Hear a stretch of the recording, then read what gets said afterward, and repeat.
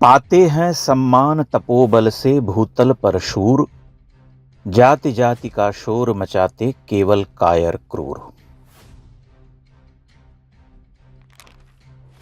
दिनकर का नायक रश्मि रथी में कहता है। हालांकि उस नायक से दिनकर बड़ी मनगढ़ंत बातें भी कहलवाते हैं जो कि महाभारतकार महर्षि वेदव्यास ने नहीं कही। उदाहरण के लिए रंगभूमि में कर्ण की जाति किसी ने नहीं पूछी थी, कुल अवश्य पूछा था, क्योंकि वह प्रतियोगिता ही कुरुवंशियों के लिए थी। लेकिन जाति का कड़वा सच हमारे मानस में कुछ इस तरह से मिला हुआ है जैसे हवा में ऑक्सीजन मिली होती है। चीफ जस्टिस गवई पर जूते फेंकने की घटना के बाद भारतीय समाज में त्वरित प्रतिक्रिया हुई और बहुत सारे लोग सोशल मीडिया पर जूते फेंकने वाले मनुष्य की जाति खोजने लगे। किसी ने अभिमान में खोजा तो किसी ने सवर्ण बनाम दलित के विचार से खोजा, पर खोजा बहुसंख्य लोगों ने।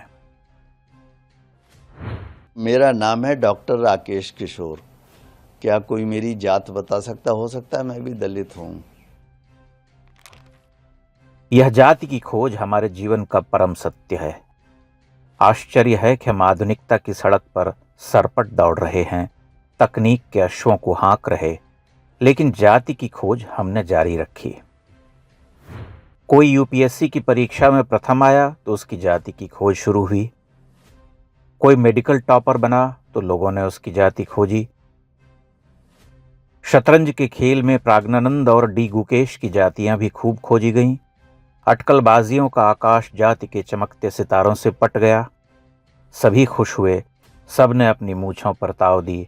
हर प्रतिस्पर्धा का विजेता, हर टॉपर, हर योद्धा खिलाड़ी अपने बुद्धि, विवेक, तप, त्याग, श्रम और शौर्य के लिए कम इन जातिवादियों के लिए जाति से अधिक याद रखा जाता है। एशिया कप के फाइनल में पाकिस्तान को पीटने वाले तिलक वर्मा की जाति भी खूब खोजी गई। किसी के लिए वह कायस्थ थे, किसी के लिए क्षत्रिय और किसी के लिए कुछ और। तिलक वर्मा एक चैंपियन खिलाड़ी थे, लेकिन उनके चैंपियन होने से कहीं महत्वपूर्ण बात थी उनकी जाति। हैरान करने वाली बात यह है कि जातिगत पहचान की यह प्रवृत्ति भारतीय समाज में एक सातत्य में देखी जा सकती है, बल्कि आधुनिकता के साथ वह बढ़ रही। अपनी अपनी जाति के नायकों का गुणगान करने वाला यह देश अपनी जाति के नायक के लिए देश को पीछे कर सकता है। देश नेपथ्य में चला जाता है, जाति आगे आ जाती है। जात्याभिमान बुरी बात नहीं, किंतु उसके लिए ऐसा पागलपन भी ठीक नहीं, क्योंकि तब वह मानसिक रोगी हो जाता है। रावण को भारतीय समाज ब्राह्मण कहता है। वाल्मीकि रामायण में रावण खुद को क्षत्रिय और योद्धा कहता है।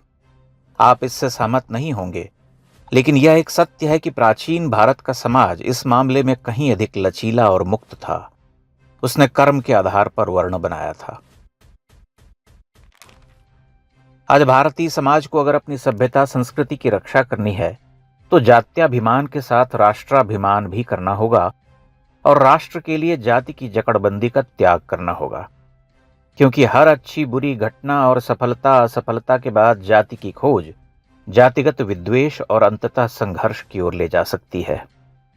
इससे दुर्भाग्यपूर्ण बात क्या हो सकती है कि 21वीं सदी में सबसे तेज गति से बढ़ रहा देश, जो वैश्विक पटल पर अपनी खोई हुई आभा को पुनः प्राप्त कर रहा, वह जातिगत क्षुद्रता भी कर रहा। हमें इस विद्वेष से बाहर निकलना होगा। रविंद्रनाथ का अमर गान ध्यान में आता है। जहां चित्त भय शून्य, जहां सिरोन्नत, ज्ञान मुक्त प्राचीर गृहों के अक्षत, वसुधा का जहां न करके खंड विभाजन, दिन रात बनाते छोटे छोटे आंगन, प्रति हृदय उत्स से वाक्य उच्छ्वसित होते हो, जहां जहां के अजस्र कर्म के सोते, अव्याहत दिशा दिशा देश देश बहते, चरितार्थ सहस्रों विध होते रहते, धारा पथ को न विचारों के ग्रस लेती हो, जहां तुच्छ आचारों की मरु रेती, शतधान जहां पुरुषार्थ, जहां पर सतत सब कर्म भाव आनंद तुम्हारे अनुगत, हे पिता उसी स्वर्ग लोक में करो जागृत, निज कर निर्दय ठोकर देकर यह भारत।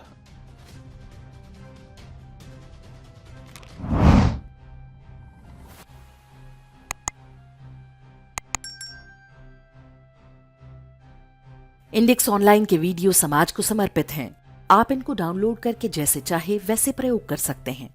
चाहे तो आप हमारे टेलीग्राम चैनल से जुड़ सकते हैं।